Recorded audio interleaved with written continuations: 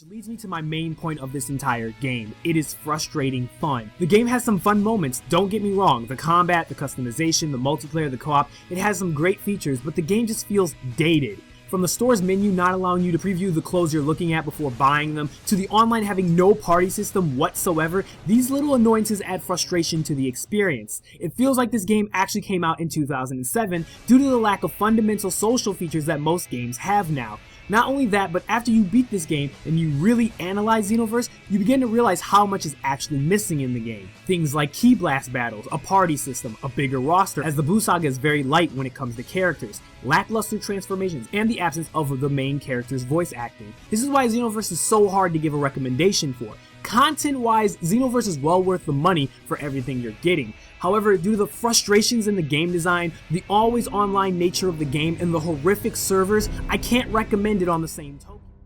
I'm sure many of you right now are confused as to why I played a part of my Dragon Ball Z Xenoverse review at the start of a Fallout 4 review.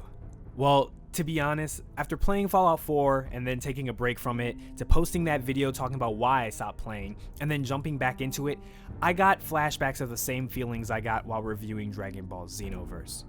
The difference this time around is that it was a game that I had high expectations for, and unfortunately, Bethesda failed to deliver in more ways than one.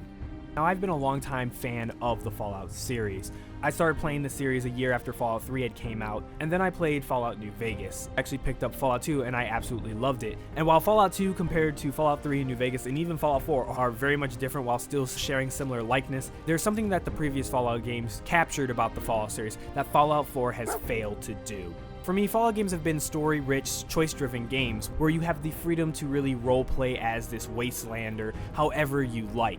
Now, in my opinion, this is the pure definition of Fallout 2, and to a certain extent, Fallout 3 and Fallout New Vegas. But unfortunately, Fallout 4 to me is the farthest thing from this idea imaginable. To be honest, Fallout 4 feels more like an action shooter than it does an RPG. For whatever reason this time around, Bethesda has decided to streamline many of its RPG elements that used to make Fallout stand out from other RPGs. No more of the additional attributes known as skills, where a player could find unique ways of traversing the wasteland. To give you an example of this, in Fallout 3, there was actually specific quest lines that you could only do if you had certain stats to certain levels. On top of that, there was also a level cap, which means that you'd focus on building this character, whether it was a guy who'd be guns blazing, or a stealthy guy, or one who uses his charisma more than his guns, or a person who uses science and creates new and crazy different types of weapons and technology in order to overcome his struggles. That's what made the previous Fallout so unique. However, in Fallout 4, the combination of the skills being pushed to the side for more of perks, as well as the lack of a level cap,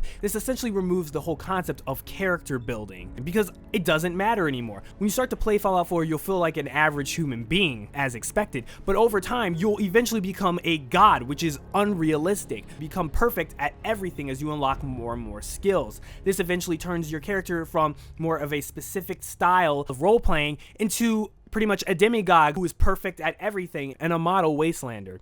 Another thing that many Fallout fans have brought up that they have a big issue with is the dialogue wheel, which has gone for more of a dumbed down dialogue wheel similar to Mass Effect. And the funny thing is, even Mass Effect gave you more dialogue options. In Fallout 4, they always give you 4 options, 2 of which don't even progress the dialogue even further. Because of this nerfed dialogue system compared to its predecessors, Fallout 4 essentially has your character becoming one of 2 things: the hero of the wasteland, always good and morally correct, or the shallow villain savage who just runs around caring about himself, shooting first and asking later. Who the fuck is you? I don't know, nigga. No, nigga. Put up on your blocks. We gon' blow, nigga. Go, nigga. Run, nigga. Run for the pole, nigga. Pay, please. No longer are those characters that use science in order to get the advantage, or the person who's charismatic in order to solve problems. I originally went into this game building my charisma, and ultimately found that it was utterly worthless compared to previous titles. I was forced into situations where I had to use a weapon.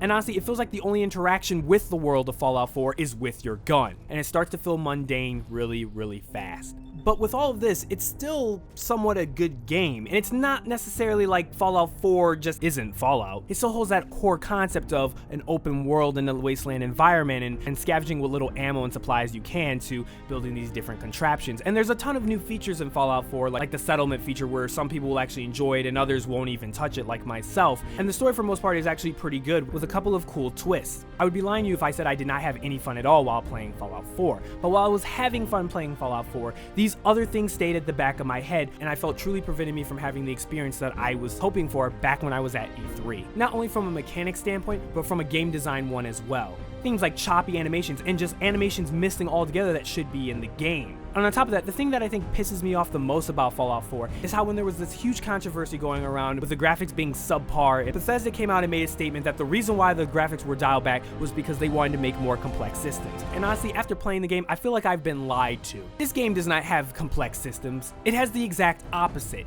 A lot of the complex systems that were in Fallout 3 and Fallout New Vegas, things like the karma system, things like the skill system, have been dialed back and simplified and dumbed down for what seems to be an action shooter first and an RPG second. I feel like Fallout 4 was so focused on gathering as much attention as possible that it forgot its keys to success. And as I'm sure a lot of people have said similar to other games, Fallout 4 is a good game, it's just not a good Fallout game.